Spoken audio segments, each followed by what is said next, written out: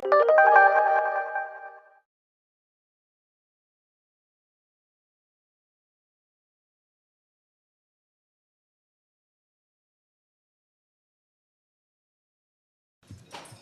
name is Julius, and I'll be moderating today's session. I'm the president of a nonprofit organization, Africare, which is based in Washington. I want to thank you for joining us for what I'm sure is going to be an enlightening, thorough, sobering discussion on the ongoing crisis in Darfur region of Sudan in Africa. The topic for the discussion is, what next for Darfur? Policy action or the status quo? Before we begin, I would like to note that today's discussion is being co-hosted by the Economist magazine and Princeton University's Woodrow Wilson School of Public and International Affairs. This year, both institutions are co-hosting a Washington-based public affairs series to encourage serious debate and discussion about the issues that will or should impact on the 2008 elections. In the spirit of full disclosure, I'll note here that I'm an alumnus of the Woodrow Wilson School. The discussion is on the record and will be recorded on video and is being broadcast on C-SPAN. Our discussion today will focus on what diplomatic advocacy or policy options are available to mitigate the mass violence and the displacement of people in Darfur and the region.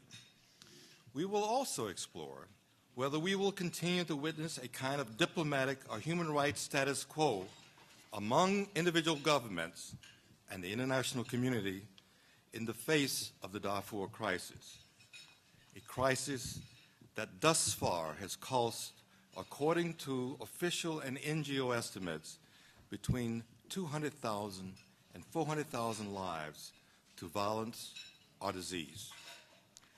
Recently, the International Crisis Group issued a report on Darfur, New Security Reality, which notes the following, and I quote, "While there are fewer deaths now than in 2003 and 2004, when the current violence began to erupt in Darfur, the parties have splintered, confrontations have multiplied, and violence is again on the rise. Access for humanitarian agencies is decreasing, international peacekeeping is not yet effective, and a political settlement is still far away," unquote. Sadly, this hasn't changed much. In fact, the violence is spreading. As we've just seen in the past week, there was a coup attempt in Chad, Sudan's western neighbor. Accusations are flying as to who outside the country may be supporting the insurrection in Chad. And in this new crisis, it's seriously impacting on thousands of refugees in the camps near Sudanese border, as well as civilians in Chad displaced by the fighting. So this complex humanitarian security emergency, expanding beyond the borders of Sudan, which requires a multifaceted solution, as well as significant resources to mitigate the violence and refugee issues. In this light, we're very fortunate to be joined today by some distinguished experts who can offer their analyses and hopefully some possible policy options as to what can be done about the ongoing tragedy in Darfur. The question can be asked, what are some of the options for policymakers in the U.S., for the international community? Or we can continue to see an ongoing diplomatic and policy status quo, or conversely, if politicians and diplomats are unwilling to act, what contributions can the public opinion and private advocacy organizations bring to bear on the issue? But since our time is limited, I'll be very brief in my introductions. First, we'll hear from Senator Bill Frist, who's on my left. Maybe he should be on my right. But he's in the right place. Who's now visiting as a professor at Princeton's Woodrow Wilson School, where he was an undergraduate and a distinguished graduate, I might add. And also, Senator Frist is serving on a number of boards, including the Millennium Challenge Corporation and my own organization, Africare, as well as Save the Children. So we're very, very pleased and honored to have Senator Frist here. He's also joined Tom Daschle to co-chair the One Campaign presidential initiative. One Vote in 2008, a bipartisan effort to make global health and extreme poverty foreign policy priorities in the 2008 presidential election. Bill has traveled to the Sudan on several humanitarian missions and seen firsthand the complexities of the situation there. So we look forward to hearing his insights. Next, we will hear from Robert Guest, who will present his remarks. He's a Washington correspondent for The Economist and their former Africa editor.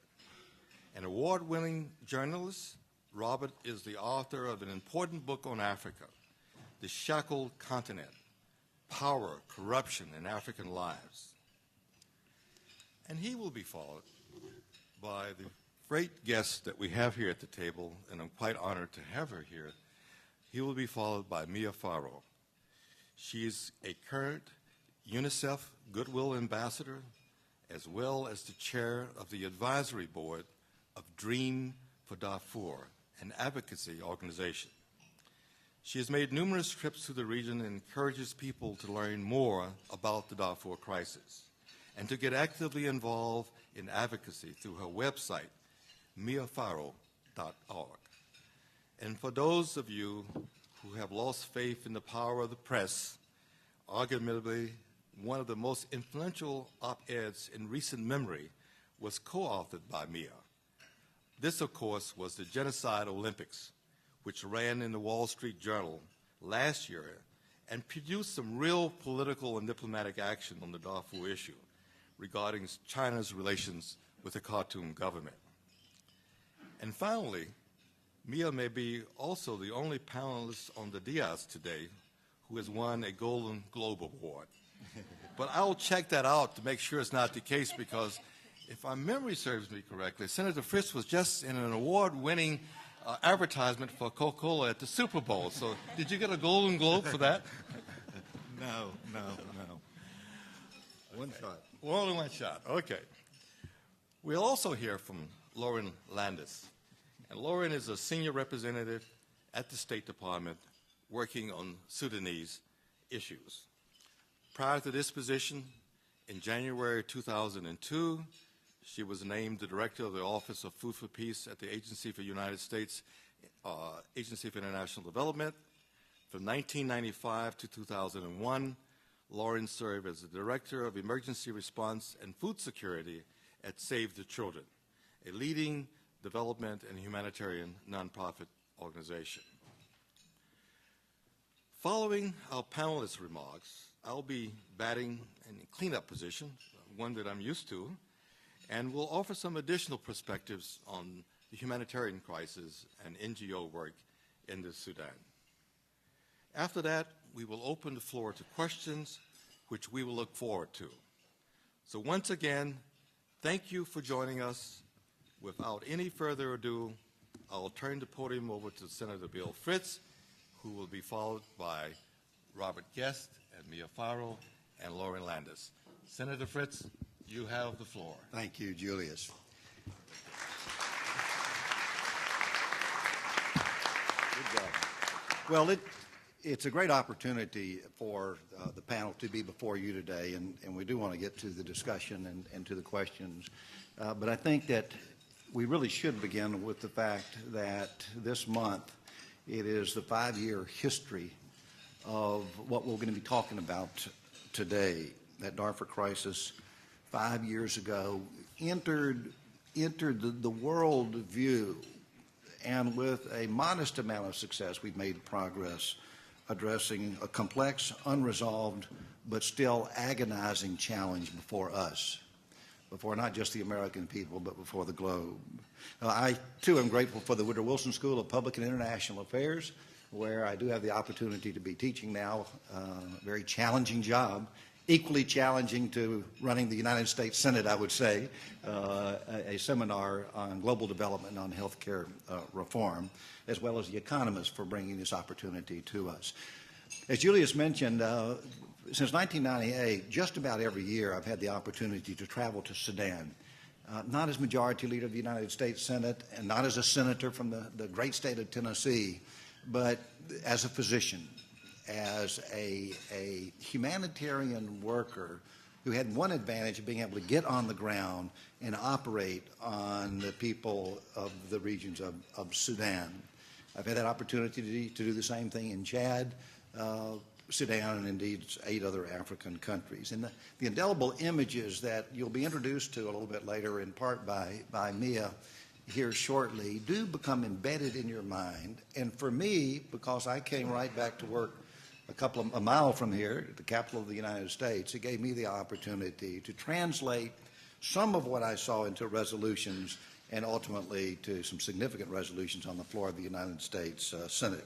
As Majority Leader, I was in a position to call to the floor that particular resolution that for the first time, before any other country in the world called it genocide. At the same time, I had the opportunity in the legislative body of the United States Senate to either be a part of writing, sponsoring, or co-sponsoring 6 different resolutions calling for action in Darfur. Before we get too far into the discussion, it is worth to step back and look where we have been. We've seen terrible events unfold in Darfur, and these events in some shape or form have pricked the world's conscience. An estimated 200,000 civilians dead, more than 2.5 million displaced. In response, we've seen an unprecedented international diplomatic mobilization, which painfully has earned only very, very modest returns and generated along the way, which we'll talk about, many hard lessons. Yet our efforts, in combination with others, have also had an impact and indeed saved countless lives and demonstrated a true moral resolve, and I think we'll come back to this moral resolve, to hold the warring parties to account. Despite these profound obstacles, we've not turned away from using our influence to promote political negotiations in Darfur, to win approval in the UN Security Council for a major UN African Union peace force, and to advance the delicate but the essential North-South peace accord. And you know, these commitments may fall short in many ways, but if you look at each and every one, they remain vital. We saw government-backed militia violence against civilians spiral in this 2004 period, atrocities that at the time prompted me, as Majority Leader of the United States Senate, to bring to the Senate floor and to pass that resolution charging the Khartoum regime and its allied militias with genocide. We take it for granted a little bit today that it was and has been genocide, but at the time it was actually a very difficult resolution to get the international community and even our State Department to agree that this indeed was genocide.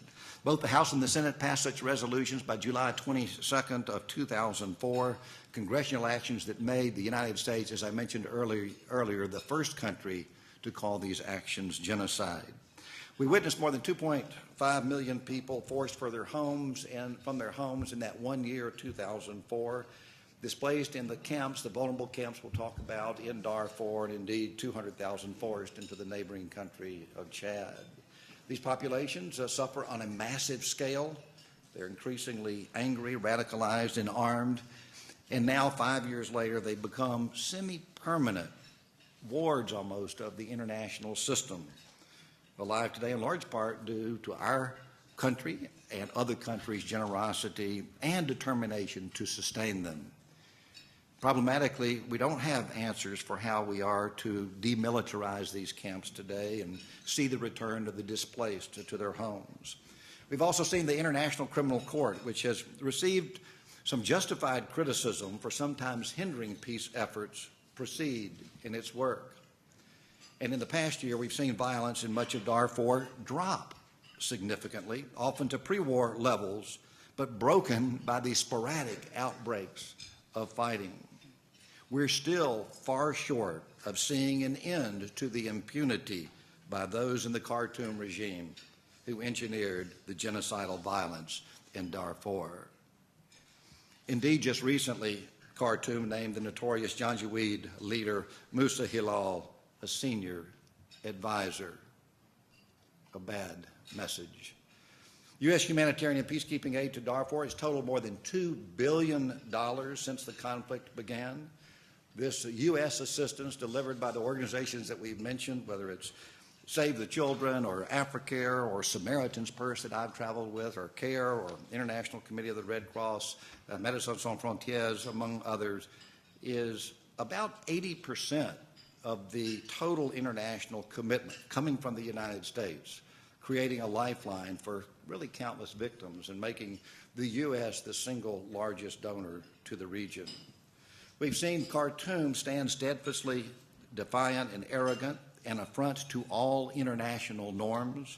We've also seen Khartoum forced to accept, under concerted international pressure, UN Security Council Resolution 1769, which mandated this combined UN African Union force of 26,000, which will be the largest such peacekeeping operation worldwide. Last year, the Chinese and the Americans and the British and the French aligned behind a common insistence that this operation move ahead, supported in this unified position by African Union leadership and UN Secretary General Ban Ki-moon. The fragile UN-AU operation is struggling. We'll come back to that. What can we do to accelerate it? But still struggling to get on its feet. Today, we have about 9,000 African troops on the ground, joined by some Chinese engineers and Bangladeshi police. Another 4 battalions are readying themselves for deployment before the rains begin this spring. Ethiopians and Egyptians in the next month, followed later by Thais and the Nepalese. With determination and sustained international pressures and support and probably a bit of luck, the AU-UN force may be 80% deployed by later this year.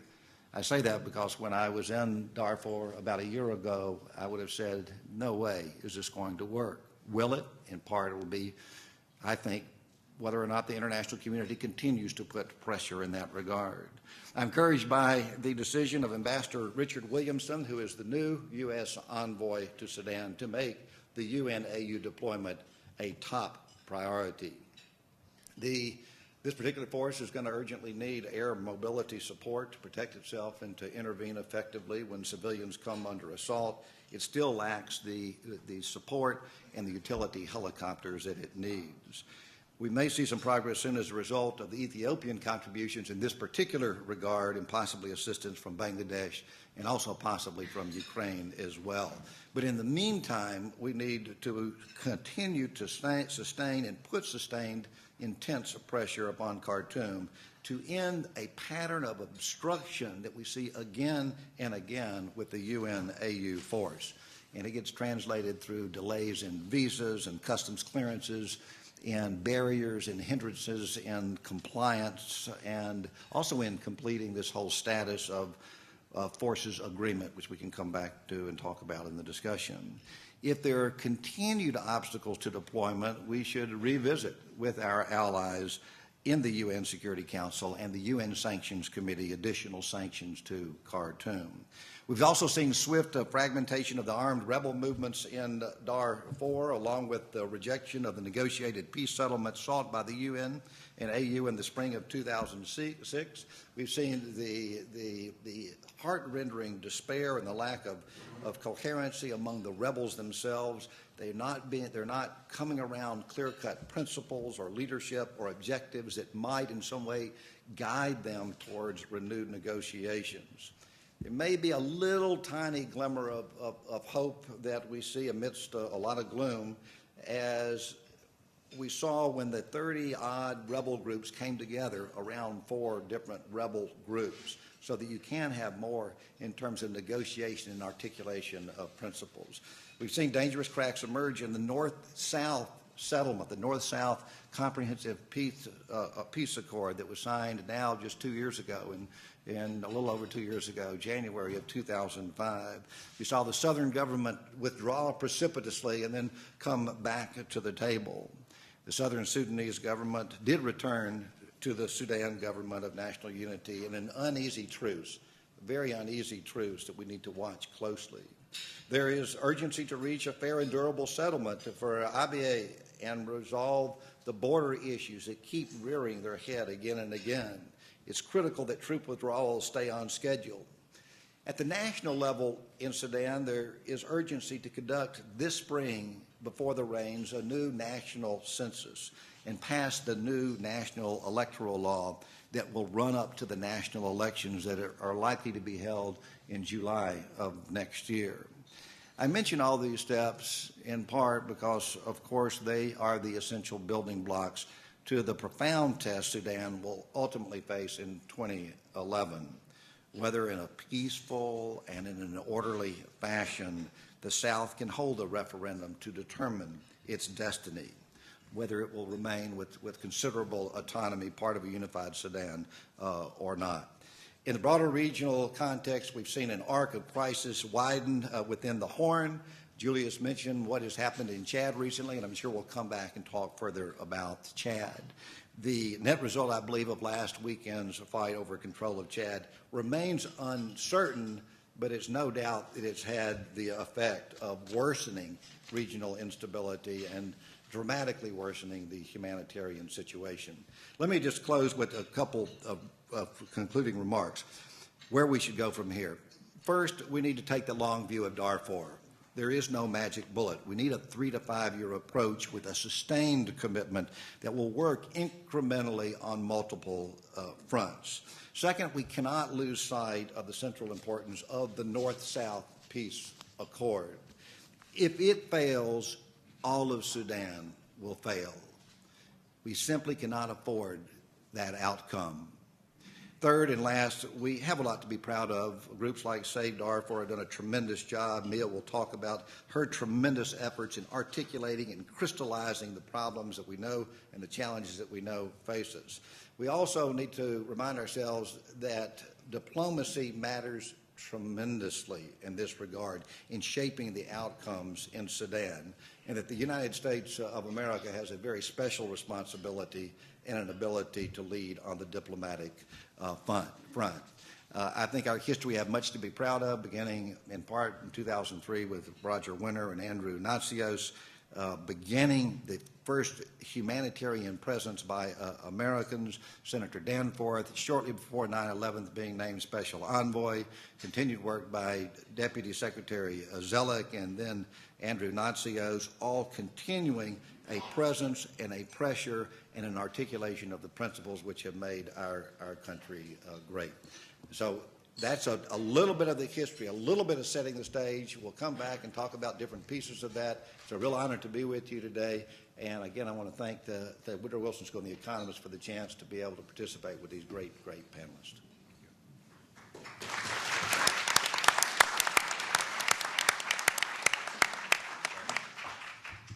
Thank you, Senator Frist. Hello, I'm Robert Guest. I used to be the Africa editor of The Economist. And I'd just like to say a few words very briefly about why it took so long for the world and, importantly, the media to understand what was going on in Darfur. I was sitting at my desk in December 2003, a time when nobody had heard of Darfur, and I got a call from someone working for the UN, who was not a journalist, not supposed to be writing at all for publications because of the terms of her employment. But what she was seeing, she was posted out in Darfur, was so horrible she felt that she had to talk about it. And she told me these stories about a government-backed militia that had been given carte blanche to go through villages, burning, killing, setting people and buildings afire, and trying to drive black Africans off their land in Darfur. And my immediate thought was, I don't believe just any old nonsense that anybody rings me up with out of the blue. She, wanted to use the anonymity of the Economist magazine to get her message out, but I felt I had to check her out. Who is this person? Can I trust her? So I rang some of my contacts and found out about her, and I was told, yes, you can trust this person. And so in January of 2004, we published an article revealing the horrors that were taking place in Darfur. And nothing happened. Nobody noticed. So we kept at it. And this began a long and fairly sustained campaign to try to bring the world's attention to focus on what was going on there. And it's very difficult to get the world, to get newspaper editors, to get anyone to pay attention to bad things that are going on in Africa for a couple of reasons. One is that people generally assume that bad things go on in Africa, and that's just what happens. And secondly, because nothing that takes place there affects us in the rest of the world. The whole of Central Africa or the Horn of Africa could be in flames, and it doesn't really affect house prices in Frankfurt or the NASDAQ. But we pressed on. And I think the thing that finally woke people up to what was going on in Darfur was simply the quality and the quantity of the atrocities that were taking place there. And out of dozens of examples I could think of, I'll give you the story of Kaltuma Hassan. Now, picture where she is. She's in a village in Darfur in January of 2004. And she can't drink the water in the wells because the water has been poisoned by the bodies of her children who have been thrown into the well by the Janjaweed, specifically in order to poison the well. But still she doesn't flee her village. She figures that she can't because she has to tend her crops, because if she flees now, her whole family will starve to death. The village had been attacked, first of all, by bombers. Now, the government of Sudan claimed, of course, that it had nothing to do with this, but nobody else in this region has bombers. And the bombers flew over once and dropped bombs on the village, and then they flew back and they dropped them again. And Kaltuma thought that that was the worst of it over with, but then suddenly a cloud of dust arose on the horizon, and the ground started to shake. And suddenly a host of Arab horsemen came riding through the village and killed all the adult men they could find. Now, that day, Kaltuma's 18-month-old baby was killed by a piece of shrapnel. And 2 weeks later, her 15-year-old son was made to kneel on the ground before someone put a bullet in the back of his head. Her husband also disappeared that day. And for 4 wretched months, she stayed in the village, waiting for the sound of either the horsemen or the bombers coming back, hiding in a dry riverbed, until finally the horsemen did come back, and they razed the village completely to the ground, burnt everything, and Kaltuma had to flee from the embers of her hut. And she trekked for 4 days across the desert until finally reaching some form of sanctuary in Chad. And when she got there, she found that thousands and thousands of her neighbors were already there seeking sanctuary. Now, I think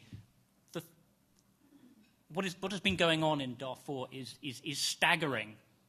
Well, I mean, it would be impossible to believe were there not so many eyewitness accounts of what has happened.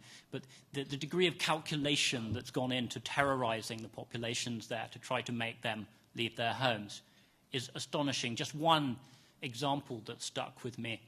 Sometimes when they gang rape the women there, they also brand them on the hands to ensure that the stigma is permanent, and that if by some miracle they survive, they will never be able to get married. Why is this happening? A lot of reasons are bandied around. There's talk about it being the consequence of global warming. Now, of course, it is true that the desert has been expanding and encroaching, and there's a dwindling supply of grazing land, and that gives people a reason to fight. And, of course, that may be connected with global warming. But that doesn't get us very far, because there's no short-term solution to desertification, let alone global warming. And the mere fact that resources are dwindling does not compel people to behave in the way that they have behaved in Darfur. The problem is, I think, most importantly, a political problem. You have a government in Khartoum that is despotic and widely loathed.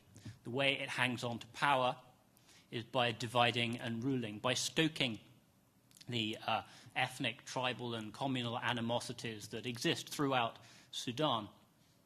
And it finds this fairly easy to do, not least because it's had half a century of practice stirring up ethnic animosities in the south and carrying on a program of appalling scorched earth atrocities there. But also because some of these animosities do have deep roots. Now, Senator Frist mentioned a man called Musa Hilal earlier. We got something of an insight into some of the thinking in Sudan when The Economist interviewed him.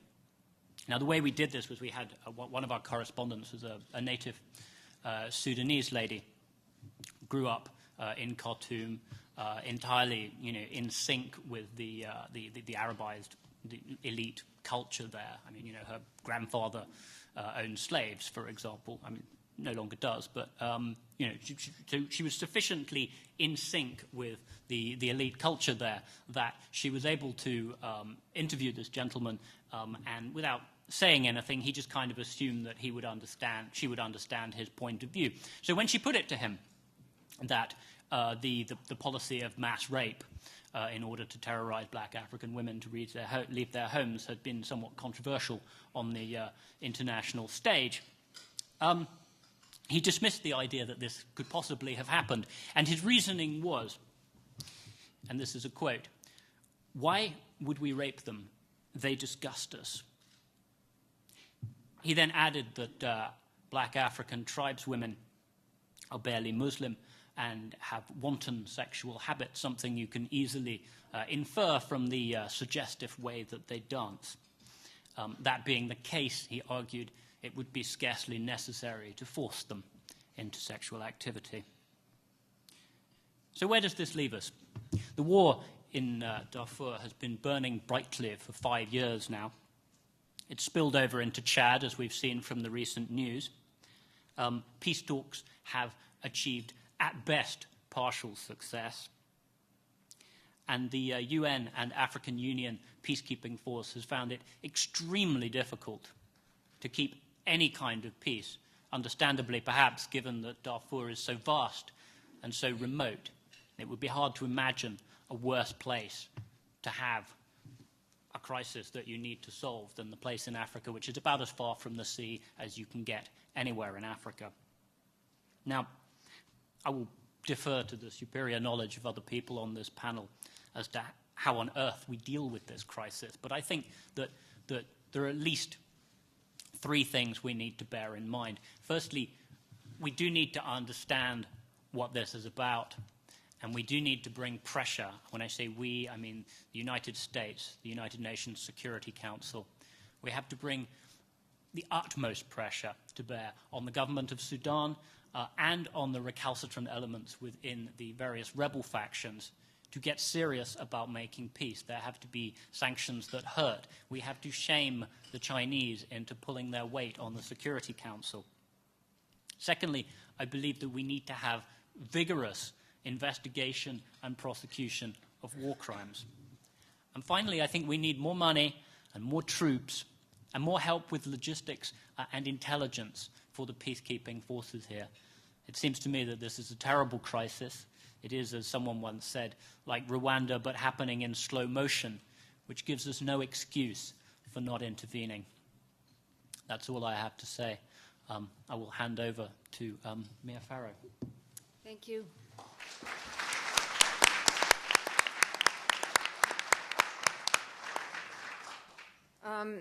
I have recently returned from my 8th journey into the greater Darfur region, and this includes trips to eastern Chad and to Central African Republic and to South Sudan.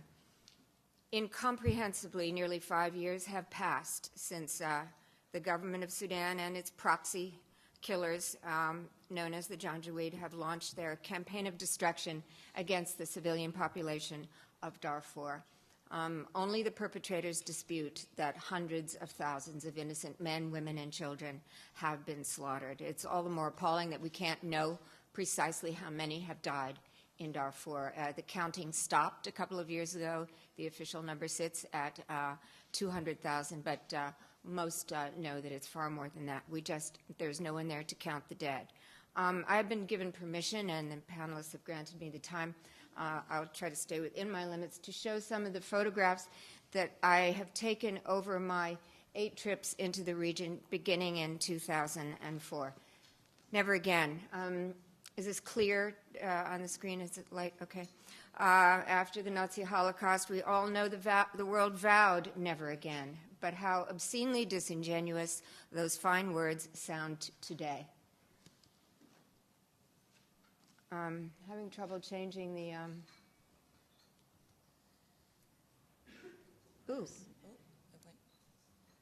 Got to go back to the map. I'm sure you all know Sudan is the largest country in Africa, and you see the darkened region there in the west. That is the Darfur region, and now the non-existent border with Chad and Central African Republic. And more than 250,000 Darfurians have fled into Chad since 2004, joining now some 200,000 displaced Chadians. Chadian villages are on fire. Some have fled into the Central African Republic, and there in the northeast corner of the Central African Republic, that has been attacked 3 times, major attacks, incursions from Sudan. This is a village I took from a helicopter, a typical village in Darfur, notable for the fact that it exists. We see the mature fruit trees, the walled gardens against the blowing sand, and despite the arid soil, people have for centuries sustained themselves through agriculture. Same village, 2006. Some 80 to 90% of Darfur's villages are ashes now. I met Mr. Joseph Omar going through the still smoldering ashes of his village, trying to salvage anything that he could bring to his family, which was sheltering under a tree a couple of miles away. 2.5 million people have now been driven from their burning villages and their fields into camps such as this. This is Kalma Camp, population 90,000. You see not a tree nor a blade of grass. And it's notable to the UN assessment team that I ran into in June in 2006 said at that time the deforestation around an average camp was 10 miles, surely greater now. The need for firewood, the World Food Program gives sorghum. Sorghum requires more than 2 hours cooking on an open stove, on an open fire. A fire requires firewood, and to get the firewood, the women must go now 10 miles from the camp, more than that surely, in 20 to 30-mile journeys where they risk rape, mutilation, murder. If the men were to go, they would surely be killed. I think we're missing a picture, but the camps now are truly cauldrons of despair and rage. The sheeting in many of the camps has been reduced to tatters. I don't think there could be a more bleak picture of, and 5 years of these conditions is too long. And this is the gathering of wood, the women getting the firewood, risking so much. This I took in 2004. It is the Sophie's Choice issue, who goes to get the firewood today, and very often the older women will assume that responsibility. In the sky behind this woman, we see an attack helicopter crossing the skies of Darfur. These are the brandings that were referred to. Women showed me brandings carved into their skin, very commonly tendons sliced, and they showed me how they hobble now when they get the firewood, markings inflicted upon them when they were raped. This woman was raped by 20 to 30 men who put cigarettes out upon her body when they attacked her. Soraya Adam, 27 years old, walked for 9 days with her 5 children to reach the camp on the Darfur border where I found her. 2 of her children died in the journey because they left without food, without water, and without any real knowledge of where to go. She had heard there was a country called Chad and desperately tried to find it. And her husband, she never saw him again. She's waiting for protection, she said. Now, the attacks on villages are numbingly similar. I have these drawings taken from children. They gave them to me in what UNICEF calls child-friendly spaces within the camps. And my children draw pictures of rainbows and houses and smiley faces. The children there do draw some happy pictures, but I've shown you some that are all too common. And through them, you can see what happened to them. Without warning, the morning skies fill with attack helicopters and bombers. In terror, people try to gather their children, and they flee in all directions. Then here we see a child's picture of bombs falling on a pregnant woman. You see the fetus inside her. A woman running was shot in the back. Her child had been tied to her back, and the child died. A very detailed picture, and the only one I've seen, I think, of an actual rape in the lower left-hand corner. A woman cooking. People, when the bombs fall on homes and families, they fall on families as they sleep, as they pray, as they're cooking breakfast, as they're going out to their fields, completely unsuspecting and unprepared. The people run, and here we see a woman running. This is a child that I can't forget. She is 10 years old and is one of many child-headed households in the camps. She was proud to tell me that she had saved the life of her baby sister by covering the child and covering the baby's mouth on the day their village was attacked, on the day their parents were killed. And she defiantly said, "No further harm will come to my baby sister." But the baby has not uttered a single sound since that day. It should be said it is a traumatized population in Darfur, and 5 years of terror is 5 years too long. Again, the children, the shooting, people begging for mercy, people hiding, very dangerous characters in a very dangerous terrain. Janjaweed. Janjaweed with rocket-propelled grenades. Now they come in vehicles too, usually stolen from aid workers. These children were running from an attack upon their village that literally was on fire behind them. This I took in Chad in November of last year when 60 villages, 60 non-Arab villages were attacked. The Janjaweed had come in from Darfur into Chad and joined with the Arab tribes in Chad to attack non-Arab villages within Chad. Atrocities of the worst kind.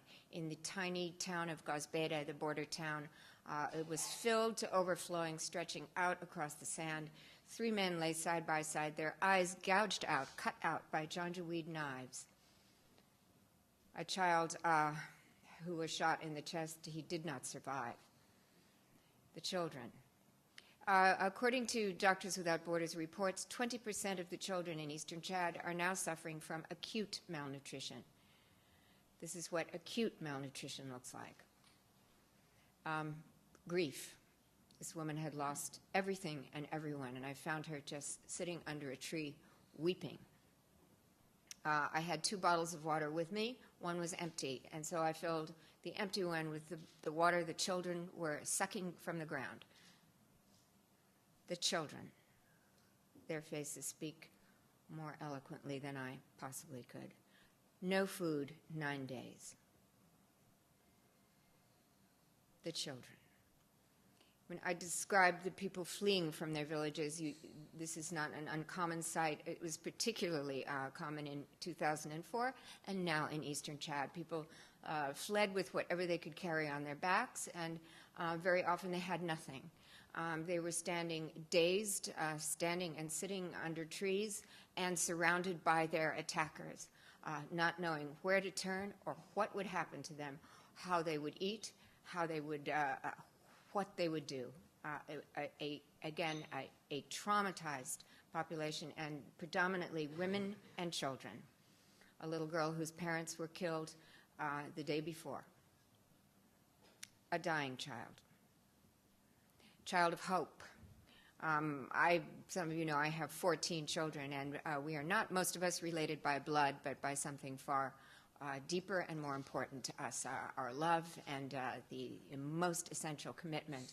And we view the entire human family as a family.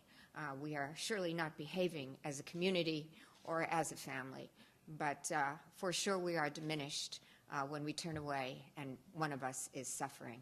And this is my child of hope. She's my screensaver, maybe my soul saver. Across Darfur and across the villages, Darfur, Eastern Chad, and Central African Republic too, even before the plea for water, which was desperate, even before the plea for food, which is insufficient and the deliveries are irregular, is the plea for protection. And there is no more visceral plea from the human heart than protect us. We are not safe. Next month, I will return to the region.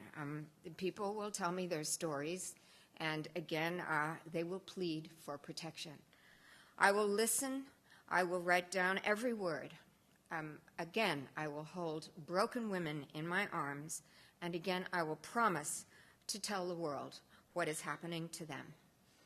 I will take more photographs, and then somehow I will leave them there in their hell, and I will return to a largely indifferent world. We see the paralysis of the United Nations and the wrenching pleading of Ban Ki-moon and before him of Kofi Annan. We see the international community's attempts to provide protection for Darfur. We see that the United States has little to no economic or political leverage over Khartoum. What is required now and for future genocides is the will of the international community to accept its responsibility to protect those civilians imperiled by genocide, ethnic cleansing, or crimes against humanity. A responsibility unanimously accepted in 2005 by the United Nations, responsibility to protect, words proving to be as hollow as never again. And then there is China. China is underwriting the genocide in Darfur. Genocide, Sudanese style, is expensive. It requires the purchase of bombers, attack helicopters, and a steady flow of arms and ammunition. Some 70% of Chinese oil revenues, which now top $2 billion a year, have been used to attack the non-Arab population of Darfur. The vast majority of weaponry used to attack civilians across Darfur is of Chinese origin. But yeah, I mean, last April, I was going to mention last March, actually, my son and I, Ronan Farrow, we wrote an op-ed which appeared in the Wall Street Journal entitled "The Genocide Olympics." And within days, to our astonishment, I mean, we had a hunch, but we couldn't have known the response would be so powerful from Beijing.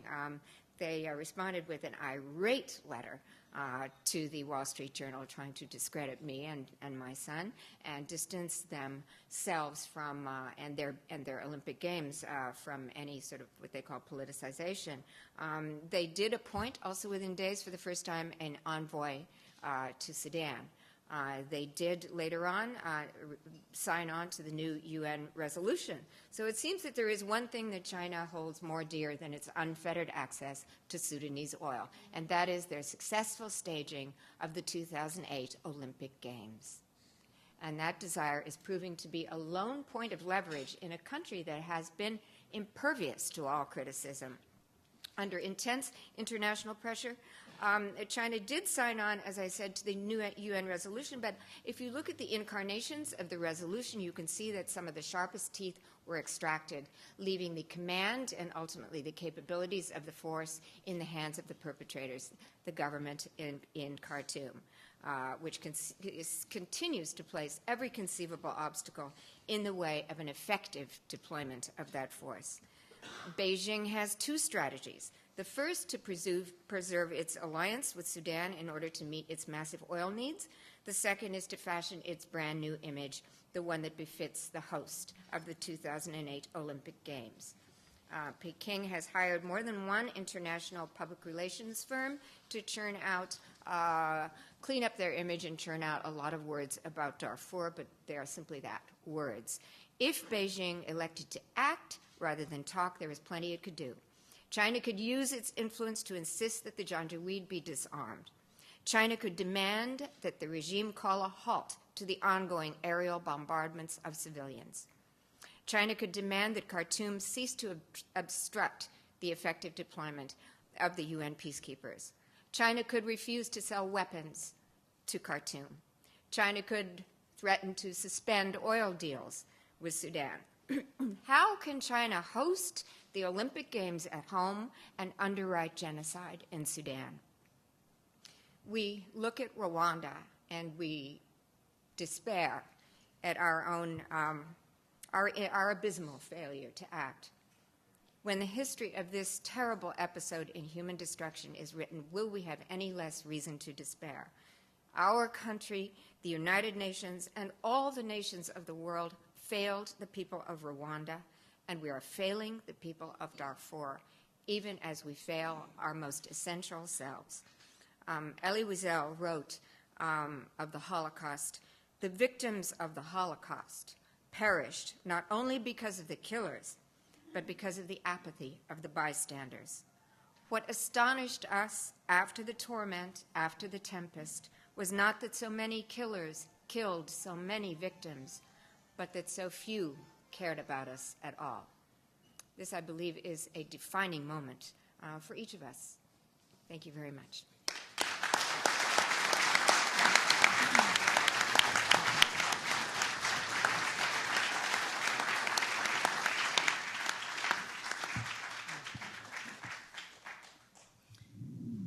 I just put the speaker up here.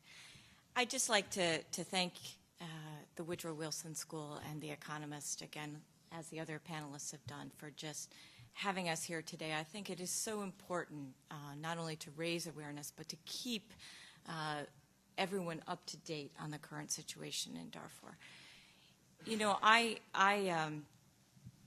started working on Darfur in 2003 when, as has been mentioned, I was the director of the Office of Food for Peace at USAID. And the office, due to the generous nature of Congress, often has a budget of over $1 billion on any annual year, and it provides assistance, U.S.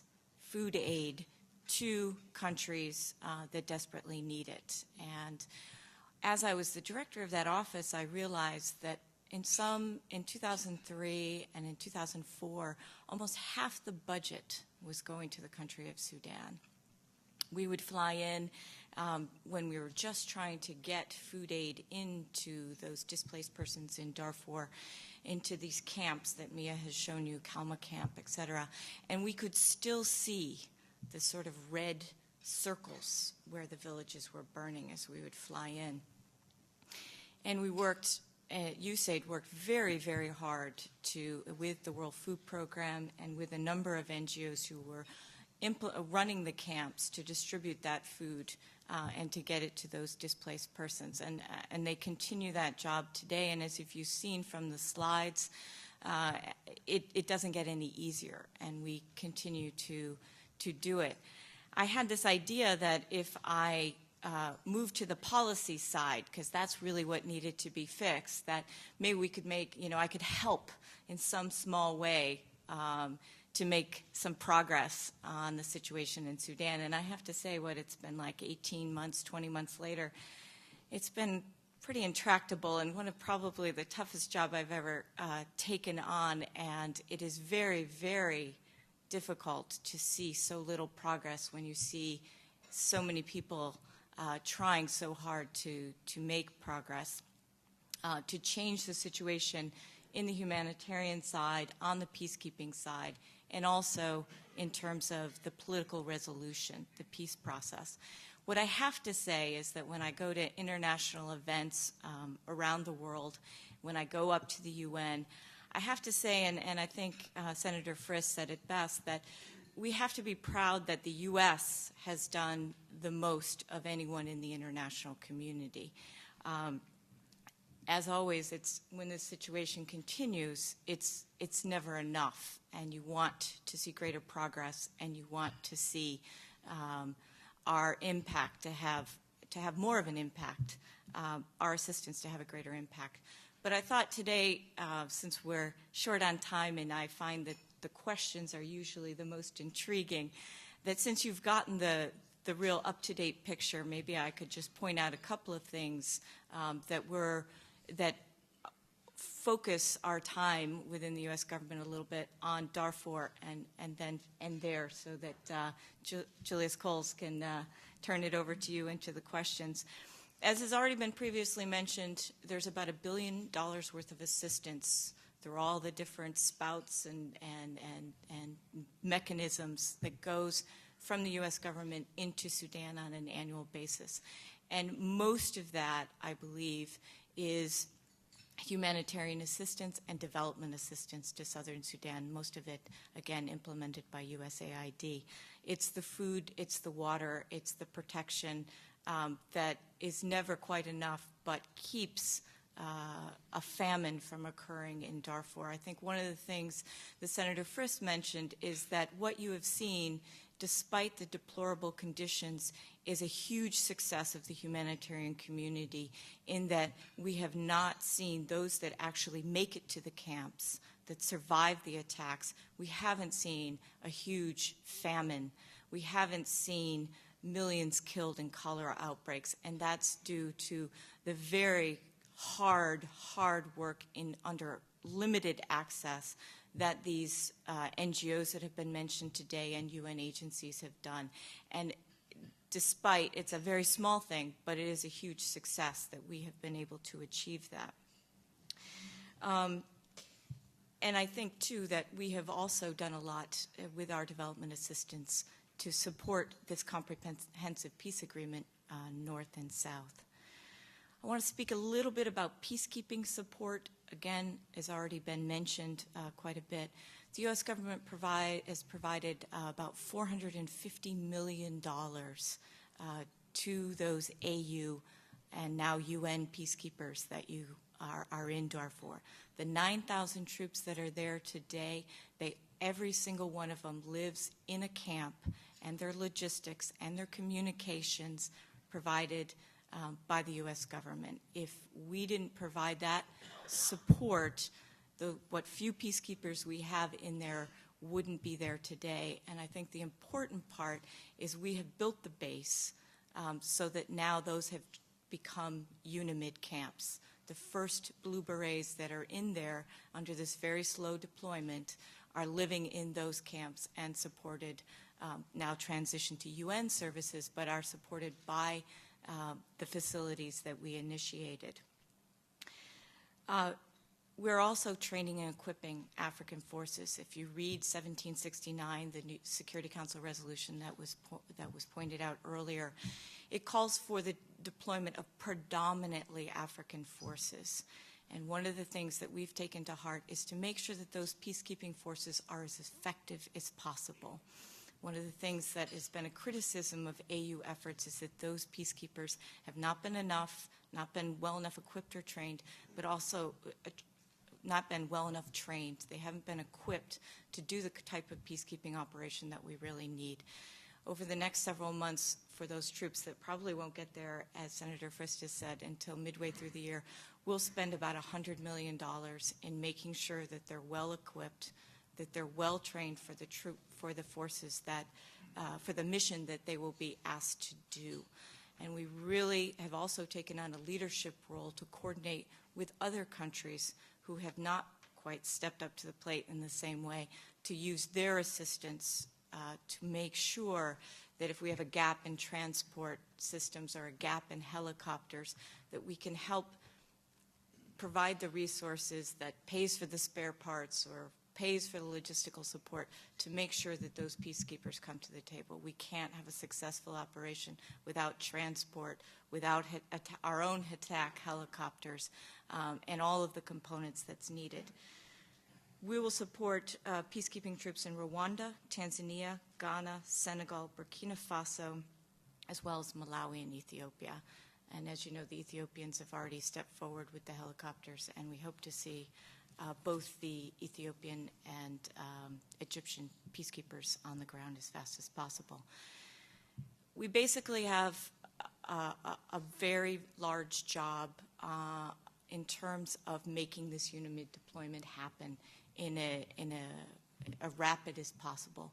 Not only do we have to push very hard on the UN and encourage them and give them the support in every possible way to make this deployment a very top priority when they have probably 100,000 peacekeepers everywhere in the world, but stressing and not letting the action get off the importance of this deployment. Second, we have to push the government of Sudan, and as Mia has pointed out, it's hard to have the right kind of leverage to encourage, but to pressure the government of Sudan to do the right thing in terms of this UNAMID deployment. And the third thing is to really push on the actual troop contributing countries. They're worried about their own security. They don't necessarily have all the equipment that they need or whatever it might be, and encouraging them not to delay on this and to push forward. We've even offered some of our own U.S. military officers to act as staff aides to help in the leadership of UNAMID and to make sure that it functions as effectively as possible. As you know, through the strong work of advocacy groups and through the work of Congress, as you've heard today, we are also in the U.S. the leader on both sanctions and divestment towards Sudan. I'm sure you've heard in the papers about numbers of companies that we've sanctioned, particular individuals, including our new presidential advisor, Musa Hillel, who've been either sanctioned by the international community or both by the international community and the U.S. government. As always, it's difficult. As you know, Sudan has a booming oil economy, so making sanctions work, making them effective, and having the right kind of pressure is a very challenging endeavor. But we hear through Sudanese businessmen, we hear through other countries, other bankers, other businessmen, that our stepped-up enforcement of our sanctions is having an impact. And we hear from the Sudanese government officials themselves that they are feeling the pressure. Always more pressure is needed, and always things they need to be stepped up. But again, you should be proud that the U.S. government and the U.S. people have been in the leadership of these sorts of efforts. Finally, on both the Darfur peace process and the CPA, as you've heard already, very, very challenging. The Darfur peace process, I'm the first to admit, is really not moving anywhere fast. Recent meetings in CERT in Tripoli have gotten us nowhere. We have seen some progress in bringing some of the rebel leaders together, but not nearly what needs to happen in order for us to see a sustainable peace, which I think we all would agree is what we need. We need increased effort both on the side of the rebels and their unification, as well as concerted effort with the government of Sudan and, of course, its neighbors, which play such an important role in this complex political web. Finally, on the comprehensive peace agreement, I think it's been well pointed out that this is the platform. This is the overall document that needs to be implemented, that is important for further peace and security in Sudan. We've seen revitalized efforts a bit within the international community, which encouraged us. Secretary Rice did a ministerial in Addis Ababa with all the neighboring countries in December, and on the third anniversary, the President called for the full implementation of the peace agreement. I'm supposed to be adding only a few comments on the humanitarian side, and I would like to do that just to fill in a few more figures to give you an idea of the magnitude of what we're dealing with. We've pointed out that there are approximately 200 to 400,000 people that have died from the situation in Darfur. Even more interesting, and we haven't really gotten into yet, is the question of the number of displaced persons that have been impacted by the crisis. The UN has estimated that there are some 2.4 million people who are presently displaced. And while another 1.8 million people are seriously affected by the ongoing crisis and are considered to be in need of humanitarian assistance. This brings the total affected population of Darfur crisis to some 4.2 million people. That's a dramatic number. That's something to think about. We talk about deaths, but we don't get into the other people that are impacted by the crisis. And I think we need to think about that because it's a very large magnitude. On that side, and then looking at the numbers and talking about all of the aid resources that are going in to help, what are the numbers of people that are working? And that's sort of staggering also, but yet it's been pointed out, still insufficient.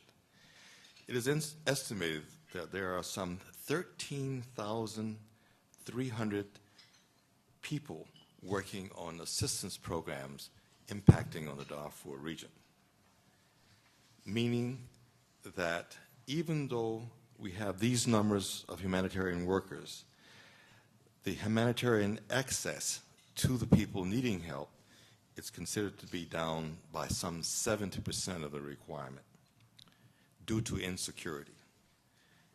And this also means that only approximately 2.9 million Darfurians of the total of the 4.2 that we have pointed out are receiving any kind of significant assistance.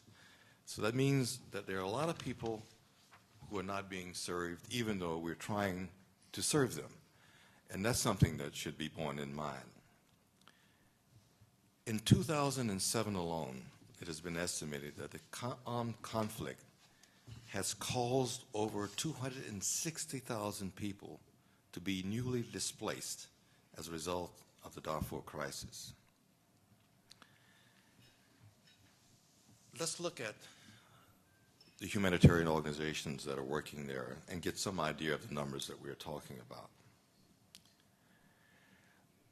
It's the world's largest humanitarian relief operation, and I think Lauren has done a good job of pointing that out. There are some 13,300 national and international aid workers. 890 of them are international, and some 12,000 of them are Sudanese or Chadian nationals. But just think about that, 13,000 people trying to deal with this crisis. There are some 75 non-governmental organizations working in the area, including the Red Cross and Red Crescent movements and some 14 United Nations agencies still trying to have an impact on the region. Some of the organizations on the American side that are working there include Save the Children, International Rescue Committee, World Vision, Catholic Relief Services, Mercy Corps, CARE, CHF, Doctors Without Borders, International Medical Corps, Action Against Hunger, and Africare on the Chadian side. Just looking at the issue of food that Lauren spoke briefly about. In the last quarter of 2007, the World Food Program and the ICRC and cooperating partners reached an average of 3.3 million people per month with food assistance. And the worsening security situation in late 2007 caused an increase in the number of people not reached from some 60,000 in July to an estimated 122,000 in the month of September alone. Aside from this insecurity, world food operations were also complicated by delays in food deliveries into Darfur, which the Sudanese government imposed the requirement of military escorts on all trucks traveling into the region. And this problem was mitigated as a result of the World Food Program repositioning of food at several other sites throughout Darfur. Lauren has also pointed out very clearly that we have a problem of malnutrition of the population. I hope these statistics will give you some idea of the magnitude of what we're talking about. My own organization, Africare, has been actively involved at Abushai on the Chadian side of the border, just dealing with 17,000 refugees in one camp. And I think Mia's pictures give you an idea of the magnitude of the problem of trying to do that. I've just returned from Chad myself, and I saw how the refugees were living, and they experienced that, and really came away with really an idea of the magnitude of the tragedy that we're talking about. We've provided these refugees with shelter. We've given them land to try to cultivate, to increase their own food security. We've also given them wood to help to cook with, and we've provided camp management. But still, the problem remains, and the impact still leaves a lot to be desired. Since I'm the moderator, I'm going to take the first question and say to the panel, and then I hope that everyone out in the audience will join in on the questions, that we will have a really live discussion. We have two people in the audience with mics on both sides that are prepared to give you mics, and I want you to speak directly into those mics, and we'll go from there. And I hope we'll have a lively discussions. I don't want political statements. I want questions, and I hope that you will take the time to ask pointed questions. The first one that I would like to ask, and I will throw it out to the panel in general, but I think specifically to Lauren and to Senator Frist, is the whole question of the long time frame that we're talking about. I've heard this is a long approach, and I don't disagree with that. We're talking 3 to 5 years. But given the magnitude of the crisis that we're talking about, what is the short-term solution? Is there a short-term solution? Can there be a short-term solution? Or do we have to contend with this kind of inhumanity for the next 3 to 5 years? Sure. Maybe I can start. I think the long term has got to refer to the sustainable solution, and that is peace in Darfur. And given what we've seen from the Darfur political process, this is going to take a long time. And trying to force it, trying to say, okay, you rebel groups, just come in the room and just agree so we can go back to the negotiating table, is not going to work. This is their sustainable peace. And although we need to more than nudge, we need to encourage, push, deadlines, process, it is theirs, and it is going to take a while. If you think about how long it took us to get to the comprehensive peace agreement in North-South after a 21-year conflict, you realize that we can't set a time frame and say, in 3 months, you need to be here.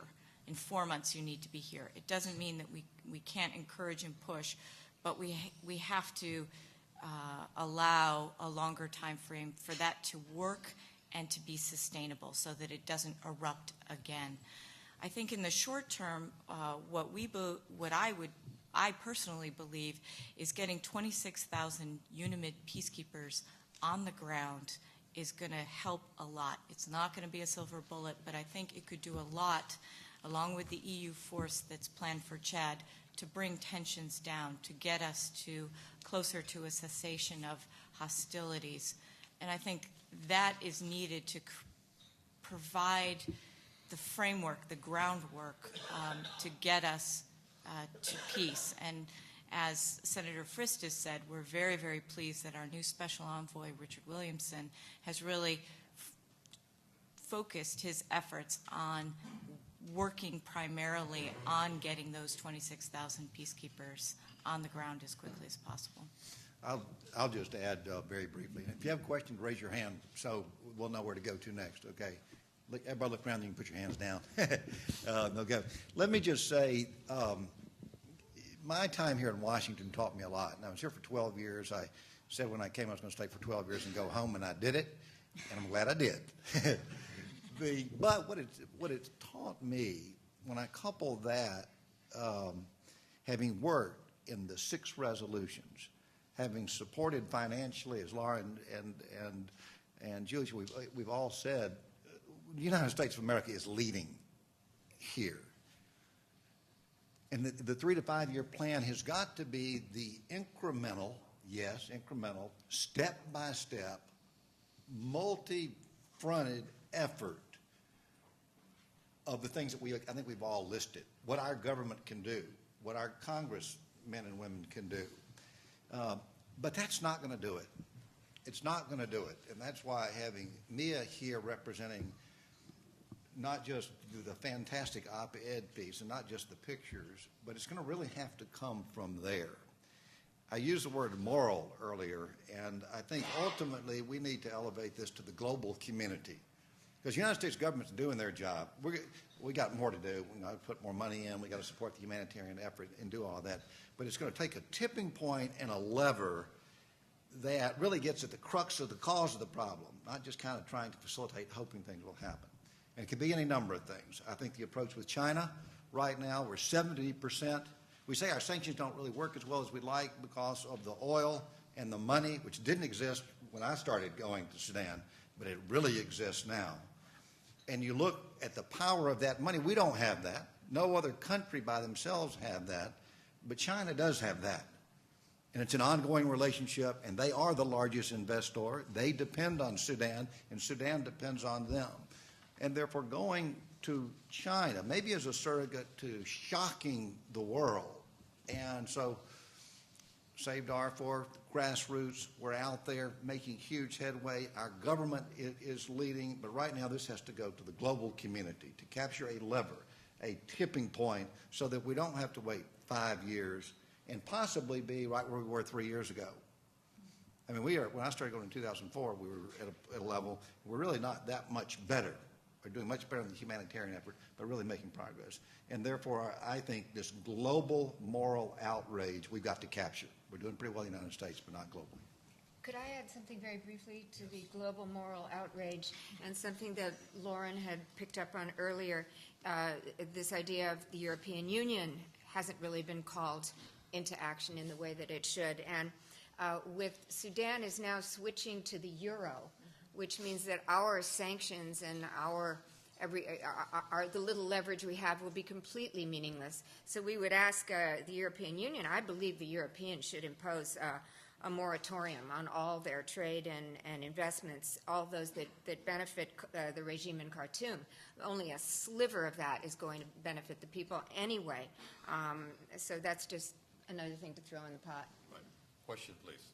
Jeff Jordan. I'm also a WU, so pleased to be part of that crowd.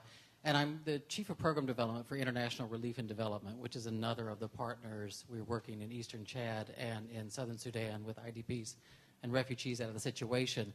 My question wants to follow on the moral outrage, and it's a not just Darfur question. Darfur, to a certain extent, has benefited from the type of advocacy efforts that actually can bring some interest to it. And that is my frustration and outrage, because if we found the magic solution tomorrow and the Chinese backed off and we had other aid and other assistance, Eastern Congo follows, or we have got another series of Darfurs that actually exist. Where and how do we up the political pressure on the current political situation in the United States? I mean, we've got an election. We've got a huge platform that people are paying attention to. I do think I'm proud as an American of what we've done, but I don't think that we've done enough. Where and how from, the media side, all the rest of that, how do we bring that moral outrage not just for Darfur, but for the rest of it to bear? And and that includes what are all we responsible for here in this room? And just would like to bring that back to the panel. Anybody want to comment? I would like just briefly, Sure. because I keep, Okay, Mia? until there is a better clearly the United Nations is broken if it is reduced to 5 years of hand-wringing, and it's wrenching to hear Ban Ki-moon pleading for the effective deployment of the force as outlined in UN Resolution 1769. It was wrenching to hear in his last days Kofi Annan begging. And I suppose if there was another Hitler today, we would be reduced to hand-wringing and begging. Please, Herr Hitler, can we come in and interrupt your Holocaust? No? Oh dear, whatever shall we do?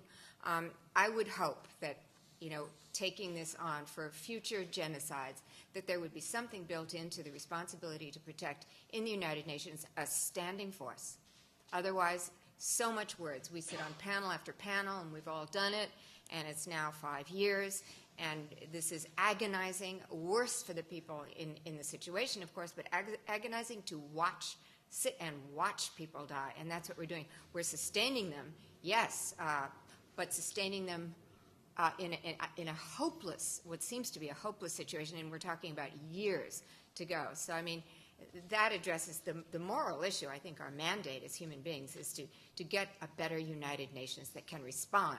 So when we see a Rwanda, that within days, or when we see a Darfur, within days, there's boots on the ground to stop it. Because if this mess had been stopped in 2003, 2004, it wouldn't be the complex situation that we're now dealing with. Okay, we have another question in the back, please. Yes, hi, I'm Chris Chambers. I'm a professor at Georgetown University. I'm a graduate of Princeton. I wasn't a Woodrow Wilson grad. I was a history major. We were the ones that told you that everything's been done before. But I was wondering, should we not demand a stronger, sharper statement from our present president and from any one of these other people who want to be president to the Chinese? Because I have no faith in the private sector. Just a short anecdote on something innocuous. Best-selling author Walter Mosley and I and a couple of other people were putting together a graphic novel, a comic book, something silly, innocuous. One of the stories in the comic book had to do with Darfur, basically a superhero who arose from the ranks of some of these children. We were told by our publishers that we might want to, and the word is tweak that a little bit, because the Chinese, when we go for overseas rights and sales, might think that's a little rough, because there were some pointed references to the Chinese in this story.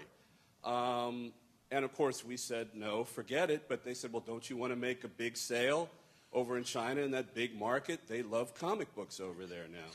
And we kind of stood fast on this, and, the problem kind of went away. I see this happening on a huge scale, something as innocuous as a comic book that Walter Mosley is working on, to multinational corporations that don't seem to want to get out in front and say, look, you have to do something. You guys basically hold the screw to the faucet. Why don't you turn it? And I think that can only come from President Bush and whoever is going to succeed him to the Peking government directly. And I'd like to see if anybody has any comments on that. Lauren, Senator Frist, do you want to comment? Well, I'll jump in, and I think, yes, I think in government that we need to put all the pressure that we possibly can in terms of articulating the moral outrage, the Martin Luther King's words were called in this inescapable network of mutuality, and what affects one of us affects all of us.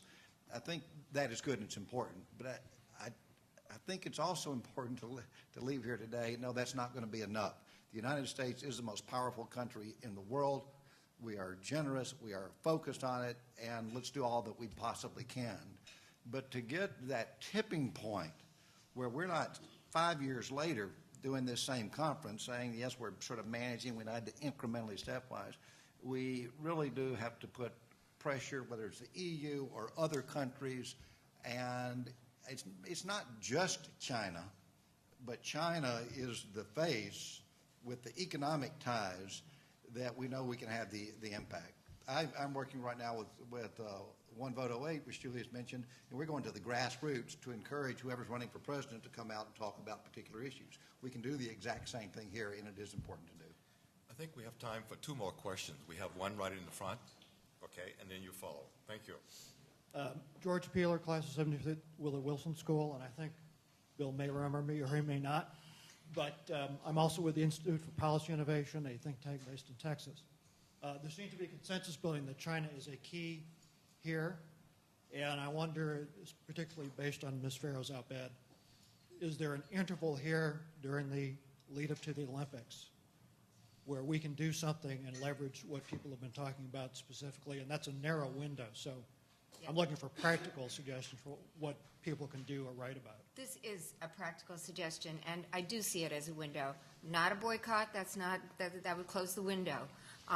For instance, the gentleman who spoke about President Bush, the fact that he hastily accepted the invitation to attend the Olympic Games without using his leverage to say, can we go in the other room for a moment, before I sit beside you at the games? A couple of things we should maybe talk about here. We don't care what he does next year, but this year he's representing us. And if you feel, as I do, that maybe he shouldn't be going to the games representing us, I have on my website a contact we can all call the White House, but I also have the sponsors of what has now come to be known as increasingly as the Genocide Olympics. So you have Microsoft, you have Budweiser, you have Johnson & Johnson. These sponsors, I think, should step up. And while there's leverage to be had, because we're only talking about 4.5 months here, they should unite and use their point of leverage with their host. Because their host it isn't exclusive leverage, but it is 99% of it. It is the leverage that could actually produce change. So, again, my website is miafarrow.org. Call if you want the contacts for those sponsors. That's something we can do in a practical sense. Please. Russ Randall, class of 77, Wilson School. I've been working with the Episcopal Church of the Sudan since '97. Question for Senator Frist and Lauren. What role should the government of Southern Sudan be playing in resolving this crisis, and how well have they been playing it? Again, maybe I should start. One of the things that we've seen in the political process, or the only real progress we've seen in recent months, is come out of the Juba talks sponsored by the government of Southern Sudan, where they brought together a large number of the rebel groups. And this thing that was mentioned by Senator Frist earlier about taking the 30-odd rebel groups and bringing them down to 5 groups is really an outcome of that process. I think that the government of Southern Sudan clearly sees itself as somewhat of the overseer or the handholder of some of the other marginalized populations of Sudan, and I think that's a good role. And I think having been through a negotiation with the government of Sudan and having been a rebel movement, they have a lot of good advice that could be offered.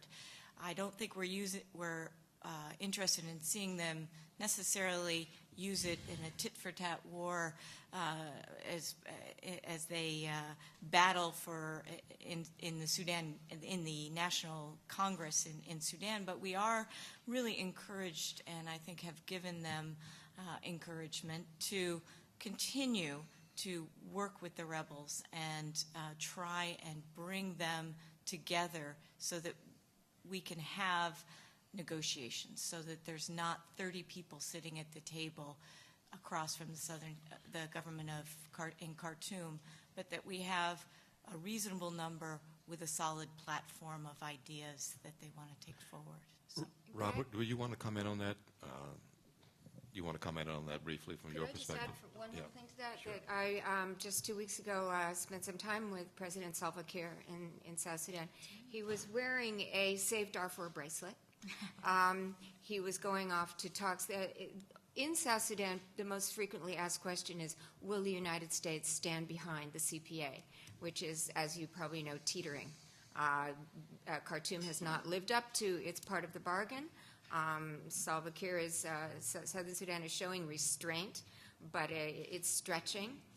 The year 2011 is coming up. Decisions are going to be made, and I think it's really important for the U.S. government to stand behind the CPA. All those who witnessed it should stand behind it at that moment, and whatever the South decides, and the disputed border and all of that, we have to stand behind the South. Let me just say that I think this has been a wonderful discussion. I think it has put a lot of issues on the table. I think it has dealt with a number of policy issues. It has also pointed a direction in terms of some solutions and ways that this crisis may be settled, both in the short term and in the long term.